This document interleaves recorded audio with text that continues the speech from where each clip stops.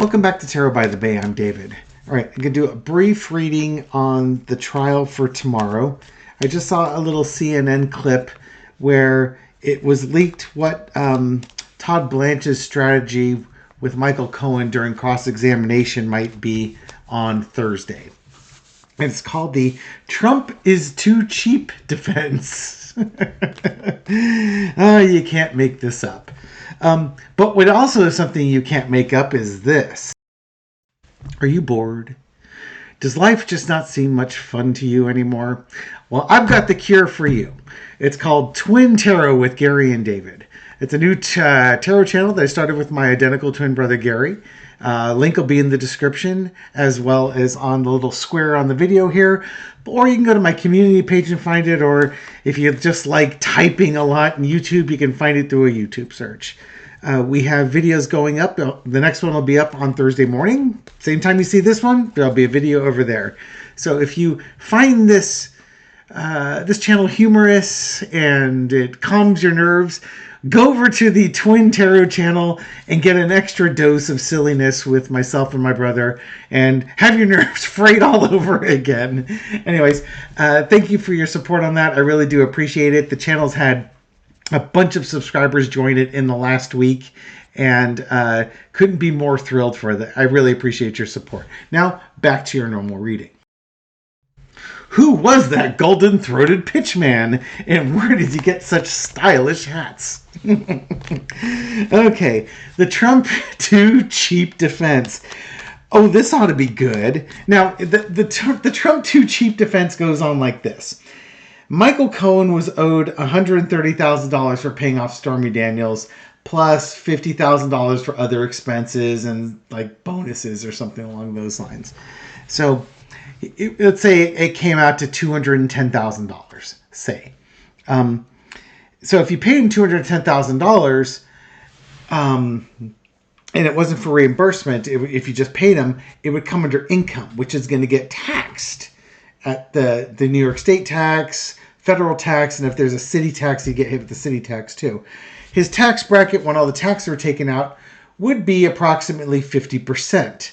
So if you owed him $210,000, you would need to pay him $420,000 so that his take-home pay after taxes would be $210,000.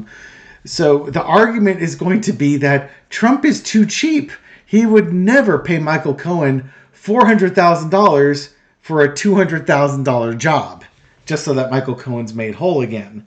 CNN, another analyst said, actually, to me, it's like that's a terrible argument, because what it really shows is how desperate Trump was to cover this up, that he was willing to pay Michael Cohen $400,000 instead of the $200,000 that he owed him, so that Michael Cohen was made whole, so that Michael Cohen wouldn't go out and talk about it either.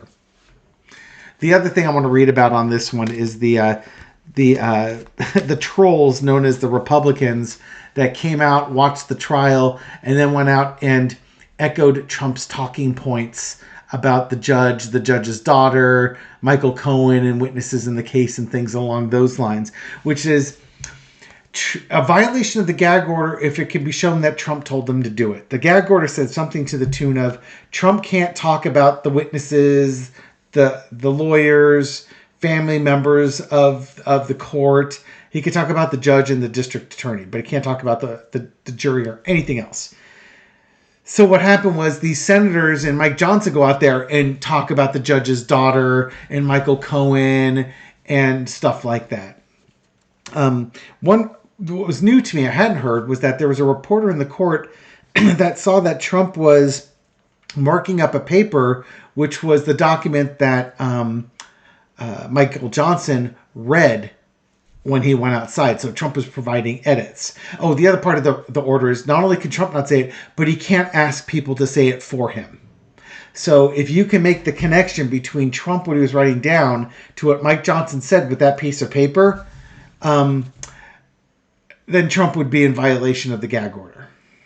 And believe me, if that connection can be made, Mershon is going to be pissed, because it's sneaky and deceptive, and it's outrageous, and unheard of. Add all the things that Trump normally says. We've never seen behavior like this before. This is unprecedented. That type of thing. Funny how it's okay when he does it, but not okay when anybody else does it, or when something's normal. Okay, so let's look at these two things on this reading here, okay? So first off, let's look at the Trump's too cheap defense. How's that going to work out? Entertainment purposes only. Oh, well, here's Stormy Daniels getting paid all the monies. And Michael Cohen was the person who paid her all the monies. Now, right off the bat, we've got the Hope Hicks testimony where Trump told Hope Hicks that Michael Cohen paid Stormy Daniels out of the goodness of his heart. And Hope Hicks on the stand said, that didn't sound like Michael Cohen. You think? So I don't know how this defense is going to work and reconcile with Hope Hicks's testimony, right? That, that's what Trump told her. And now Trump's going to, the lawyer's going to say that Trump wouldn't have paid Michael Cohen, wouldn't have trued up with Michael Cohen. It's like, no, that's not going to work so well. So here we go, Stormy Daniels payment. This could even be the Hope Hicks testimony here. But this is also like Michael Cohen. Michael Cohen took care of everything. And this is making Michael Cohen whole for what he did. And it was the Wheel of Fortune. No, Michael Cohen did this without any promissories or guarantees for Trump. He had to trust that Trump was going to make him whole for the risk that he took. In the past, we had the Eight of Cups. Stormy Daniels was leaving. She was done. Trump was trying to string her along so he wouldn't have to pay her. That part of the story is going to resonate because Trump is cheap. He was trying to, and for those who hadn't followed it, I'll give you a brief recap. Trump, they agreed to pay her $130,000. Trump kept saying, delay it, don't pay her. Because if he could get past the election without paying her, then her story would have no merit. It wouldn't impact the election because he would have already been elected, right? So if the story if he could delay the story till after the election, he wouldn't pay her because he already was elected, and you can't get unelected because of that. And if he lost the election, he wouldn't have cared if she said I had an affair with Trump. So he wouldn't want to pay her anyways. So he was trying to cheap out the cheap part of not paying her the $130,000 that he agreed to. The so-called billionaire won't pay the fine. He's trying to screw her. So she and her lawyer walked, and that forced Michael Cohen to have to act, which is why he ended up paying her from his home equity line of credit, a revolving credit line here. And he had to do it because he had run out of time, and he was doing it to protect Donald Trump. So much for loyalty, right? Current situation, the Two of Wands. And then after Michael Cohen made the payment, he's waiting to get paid back by Trump. Mind you, AMI, David Pecker, never got paid for the Karen McDougal story or the doorman story, which is why AMI backed out in the first place. It wouldn't pay Stormy Daniels. So then Trump and Michael Cohen had to pay Stormy Daniels. And then Trump doesn't want to pay Stormy Daniels. So Michael Cohen does it. And now he's waiting to get paid back. And with this too, he had to get paid back twice as much as he spent because of the 50% tax bracket he was in. And then they wanted to spread those payments over the course of a year to make it look like they weren't paying him back for money that was owed, that it was, loyal expenses. It's all done to hide it. If Trump wrote Cohen a check for $130,000, that'd be super obvious, right? So you double it up so Cohen gets his money back, but then you spread it out over a year and you call it legal expenses. That's how you hide it. That's why there's a crime there, and it shows efforts made to conceal that crime. The overarching energy is the Seven of Coins. Okay, so now the jury has to evaluate all the extra money. It's like, well, is Trump cheap? Would he really do that? Or is he just desperate, so desperate that even he was willing to pay, twice as much to cover this up so that nobody could find out. The lesson to be learned from the Trump is too cheap defense is the 10 of Cups. It's funny. Michael Cohen's story is going to be believable because he did it to help out. Trump saying that Michael Cohen did it out of the goodness of his heart isn't gonna fly. Hope Hicks's testimony corroborates Michael Cohen's testimony. This whole Trump was too cheap. It's true. That's not a false statement, but it's not true in this case. It's not going to resonate with the jury. Yep.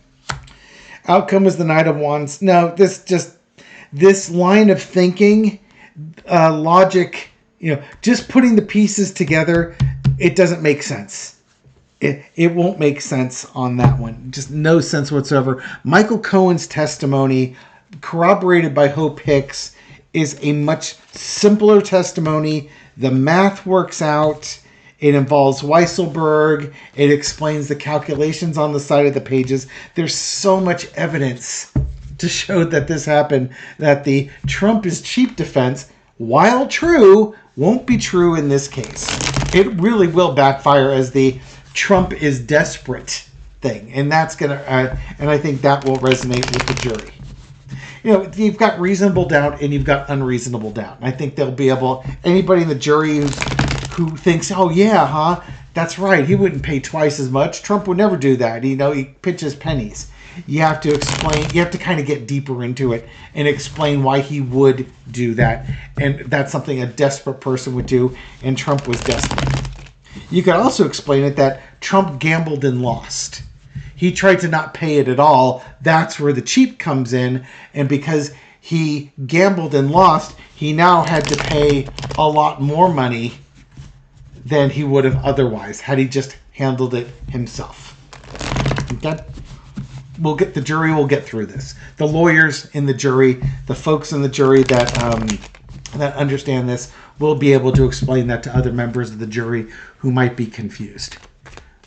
Just like I was trying to explain it to you now. There will be people on there that can do that. There are a number of folks on the jury that seem capable if I was just going off of their careers that they've got. Okay. Now, did Trump coordinate with his Republican allies to smear the judge's daughter? They were literally saying she's making millions off of this. It is such a lie. Good Lord. If some random judge's daughter can make millions off this before he was ever on the case, again, critical thinking, folks. The Democrats must be flush with Russian cash or something like that, because I don't think they print enough money to give random people millions of dollars on the off chance that their father, the judge, might sit on a case that hadn't been indicted yet. It's just the level of ridiculousness is legendary here. But what's the energy around the Trump surrogates? 8 of Swords. Somebody's being held hostage here. This is Trump with the gag order. He's tied. He was tied up. He couldn't do anything about it. Obviously, it frustrates him. So what do we have? So then a decision's made. Hey, I'm following the letter of the law. I'm not saying anything, but I'm going to have other people do it. Now, Trump, the mafia boss here. Michael Cohen's even testified. Here's that Michael Cohen card again. Cohen has testified that, Trump acts like a mob boss. He doesn't tell you what he wants, but you understand what he wants. So he has plausible deniability. I never told him to do that, but they know those senators knew what he wanted them to do. I don't know how it got communicated to him. Maybe somebody came up with the idea and they ran it past Trump and he didn't say no to it. So they knew the answer was yes. Again, if that reporter really did see something, this really could come back to bite Trump, because this is the type of shenanigans that, it's bad enough that, the arrogance of Trump if he did it himself, but to get other people to do it for you is just, and they're senators, this is, the judge will be livid. There's got to be some harsh judgment here. And this could just be the the delegates here coming in and doing that work. But we'll see if this is the judge or the delegates. But underneath it, they were taking care of Trump. They knew what needed to be done to take care of Trump, so they took those matters into their hands, which is fine unless there is a connection between the document Trump is editing and the stuff Mike Johnson said. Because if there is, then all of a sudden this whole thing doesn't work. And the passage of judgment. This is the judge basically threatening incarceration to Trump. The fines won't slow Trump down. The incarceration will. So this act of not being able to talk led to these senators coming out. Current situation is the high priestess. You could bring those senators and those House members in, put them under oath, and they will lie through their teeth. Or, more to the point, they will tell the absolute truth. Trump did not tell us to do that. Of course, they won't tell you everything. They won't tell you how they reached out to Trump, told him they were going to do that, and Trump not responding was the tacit, yes, go ahead and do it type of thing. So, it's, if you could put Wonder Woman's lasso of truth around them and start getting through the parsing of words and the splitting of hairs, you'd get down to the core of what's going on. But somebody dreamt up this plot and they thought they were clever and could get around it. So we got 3 major arcana here. Overarching energy is the King of Swords. The court, the judge knows what they did. The district attorney knows what they did. The real question is, can they prove it in a court of law? Don't think this judge is stupid or Alvin Bragg is stupid. They are just every bit on it as we are. And there was also speculation, well, okay, this trial's almost done. The judge just might let it go anyways because they're almost to the jury. Why slow this case down? And that could be too. This is something you could pursue after the trial has gone to the jury and the verdict's been rendered. Then you can go hit them with the violation of the gag order. It doesn't need to be done first. It can be done later. The statute of limitations isn't going to run out. The lesson to be learned is the tower. It's funny. These are the acts of a desperate man. Trump knows he's in trouble. And again, he knows he can't win the court case, so he's trying to win the public relations case. I think, Trump is going to be convicted on all charges, or most of the charges anyway, but I do think it's going to be all charges. But then, if there's evidence to bring these guys down, these senators and these House members, they're going to go after them. Because look at that, 1, 2, 3, 4 major arcana and the Empress underneath, so 5 of 7. This is going to bring some people down. And to end the 4 major out of 5 major arcana here is the Hierophant. Trump's going to lose this court case. The senators are going to be investigated for this. Again, if we can show, if the prosecutor, if the district attorney, and if there really is a reporter that saw that, that's good. Cameras weren't supposed to, or phones weren't, or camera phones and stuff like that weren't supposed to be loud in the courtroom, but all those senators brought their phones in and just flouted the rule. So if this reporter did the same thing, it maybe snapped a picture of what Trump was working on, and you could enhance it and read what he was writing, and then compare it to Johnson's speech. That's not going to be a good. That's going to be what we call a really, really bad. And I'm okay with that. Let's just look. Judge Merchan's energy after learning of what the senators said outside and the House members, like Mike Johnson said outside to all the reporters with regards to the gag order. How was he viewing that? Kind of curious.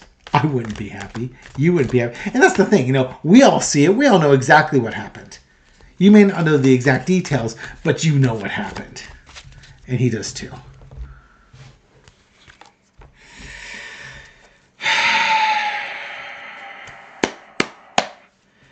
let's see. We got the Nine of Pentacles as the foundation card here. Attacking, I think this might be, again, the attacks on his daughter and the alleged money that she made. Or this is him looking as like the fines didn't work, about the Stormy Daniels case, and the fines didn't work. Let's see where we go with this.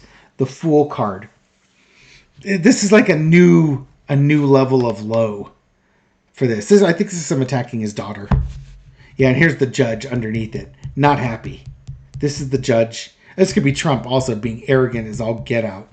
But the judge, it's like, you went after the daughter. This is a new low. I think this might be the judge. Let's see how things spin out. Then we can figure out what this is. In the past, we've got the Chariot, the case moving, keeping the case moving forward on this. Current situation, fines were given and it didn't make a difference. There were threats of something worse. And it could just be that the judge is like, okay, you know what? Whatever. We are going to, the evidence, this case is almost done. We want to hand it to the jury. I can cut Trump some slack right now, i.e., no, not throw him to the wolves now. We can throw him to the wolves later. Let's get this thing, let's get through this here. Overarching energy is the fork. Not happy. Judge is not happy about this. This is just a bunch of BS, and he knows it. And he's livid that he can't do something, that his better judgment is to keep this case going. Lesson to be learned, though, but when the case gets to the jury, there's going to be words. And if they can find evidence to support what happened, the district attorney and the judge are going to quickly press charges. This could also just be the judge just wants to get this case done. Get it to the jury, Pony Express fast. Let's just get through this. I'm not happy. Let's get it through. At the end of the day, the real important thing is getting this case to the jury so that the jury can decide on that. It's very possible that nothing happens out of this. I wouldn't be surprised if nothing happens out of this. But if there's enough evidence for it, you can expect a few months from now that there might be charges brought up against Trump for violating the gag order. And that would be amazing. Let's leave it here. Thank you very much for watching my channel and watching this video. I do appreciate it. Thank you very much for your likes, shares, comments, everything you do to feed the YouTube algorithm so this video makes it out to a wider audience. To folks discovering this channel recently or for the first time, welcome to the channel. I'm glad you found us. I hope you found this reading insightful, and I'll catch you on the next one. And again, check on this little box here and go find mine and my brother's Twin Tarot channel. You'll probably be amused. Thanks a lot. Have a good day. Bye-bye.